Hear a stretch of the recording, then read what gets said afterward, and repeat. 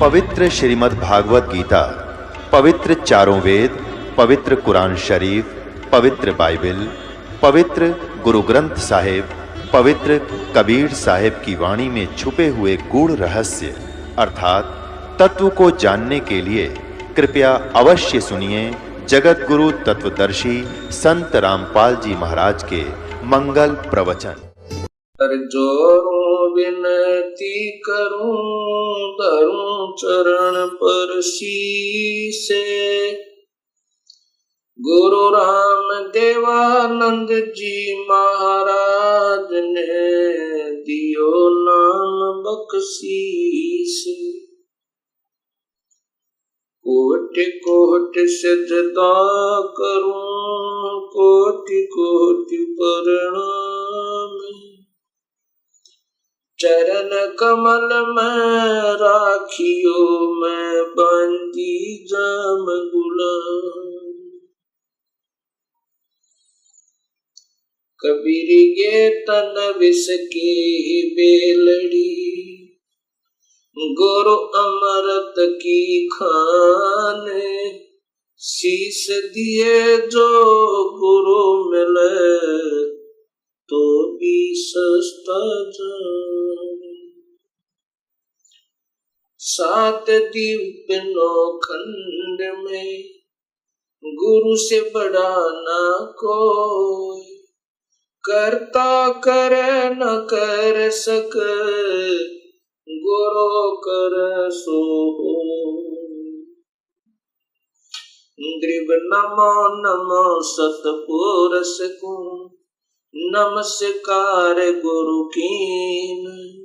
सुर नर मुनि जन साधवा संतों सर्वस दी।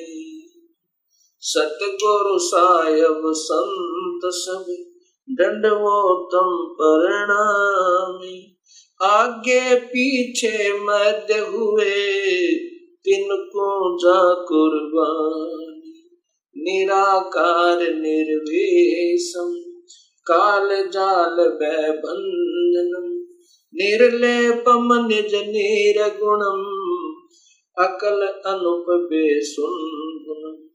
सोहम सुरत समापतम सकल समाना नीरतले। उज्ज्वल हिरंबरे हरदमम बेपरवाह था है वार पार नहीं मदतम। ग्रीब जो सुमर सिद्ध होई गणनायक गलताना। करो अनुग्रह सोई पारस पद परवाना। आज गणेश मनाऊं गणनायक देवन देवा। चरण कमल लोलाऊं आद अंत करूं सेवा। परम शक्ति संगीतम रिद्धि सिद्धि दाता सोई। अवगत गुण अतीतम सतपुरुष निर्मोही। जगदम्बा जगदीशम मंगल रूप मुरारी। तन मन अर्पो शीसम भक्ति मुक्ति भंडारी। सुर नर मुनि जन ध्यावे ब्रह्मा विष्णु महेशा। शेष सहस मुख गावे पूज्य आदि गणेशा। इंद्र कुबेर सरीखा वरुण धर्म राय ध्यावे। समर्थ जीवन जी का मन इच्छा फल पावे। 33 कोटि आधारा जावे शेष 88। उतर भव जल पारा कट है यम की फांसी। 33 कोटि आधारा जावे शेष 88। उतर भव जल पारा कट है यम की फांसी।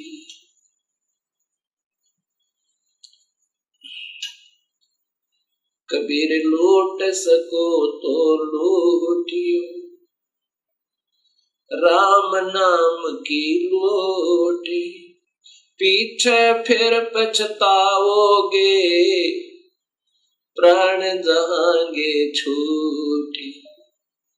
नहीं भरोसा देही का, विनस जावे छन माही। श्वास उश्वास में सुमरण करो, और यतन कछु नाही। कबीर श्वास श्वास में नाम जपो, व्यर्थ श्वास मत खो। ना जाने इस श्वास को, आवरण हो कि न हो। राम रटत कोटि भलो, चू चू पड़े जो चामे। ये कंचन दे किस काम की, जा मुख नाही नाम। कबीर जिव्या तो वो ए बली, जो रटे हरि नाम। नहीं तो काट बगाइयो, मुख में भलो ना चामे। कबीर राम रटत कन्या भली, साकट भलो न पूते। बकरी के गल में गल थना, जा में दूध न मोते। कबीर राम रटत दारिद्र भलो, टूटी घर की छाने। वो सुंदर महल किस काम के, जहाँ भक्ति नहीं भगवान।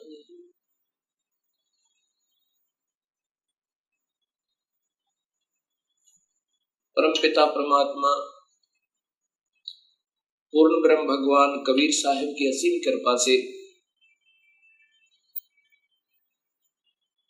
परिभाषा प्रभु की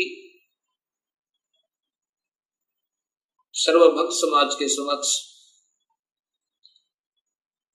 पहुंची। इस सत्य ज्ञान को श्रवण करके तथा टीवी के ऊपर देखकर हजारों की संख्या में भक्त आत्माओं के श्रद्धा भरे पत्र तथा साथ में टेलीफोन के माध्यम से हमें उनके हृदय की पुकार, हृदय से की हुई प्रशंसा हमारे पास पहुंची। साथ में उनकी विनम्र शंकाएं भी आई।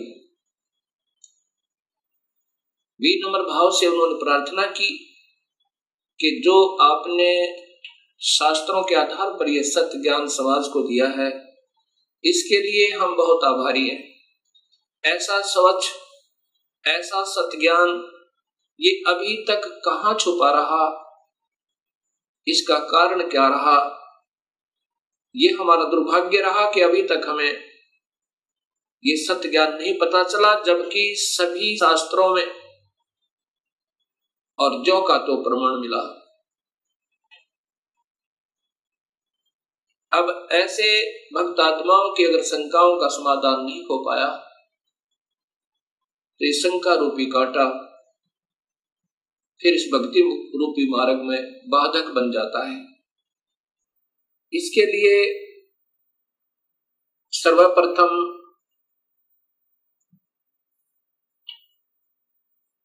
सृष्टि रचना का ज्ञान होना बहुत जरूरी है। जब तक हम सृष्टि रचना को ढंग से नहीं समझ पाएंगे, तब तक हम इस सत्य ज्ञान को नहीं कैच कर सकते, नहीं पकड़ सकते, नहीं समझ सकते। सृष्टि रचना के बारे में अभी तक समाज को, भगत समाज को, अपना कोई समाज नहीं है, कोई धर्म नहीं है हमारा एक ही धर्म है, मानव धर्म, और जीव अपनी जाति है। ये सबसे पहले हमने याद रखना चाहिए। जीव हमारी जाति है, मानव धर्म हमारा हिंदू, मुस्लिम, सिख, ईसाई ये धर्म नहीं कोई न्यारा है। हम एक पिता की संतान हैं, हमारा एक ही बाप है, वो कुल मालिक पूर्ण परमात्मा। और पिछले इतिहास को अगर हम देखें, उसमें ना कोई हिंदू था, ना मुसलमान, ना सिख, ना ईसाई।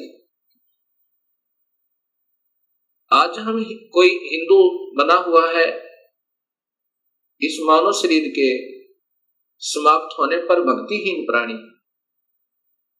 अपने संस्कारवश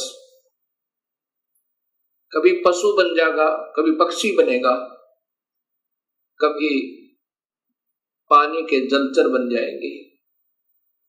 जब हम पशु होंगे तो हमारी पशु जाति होगी, और जब हम पक्षी होंगे तो हम पक्षी जाति के प्राणी होंगे।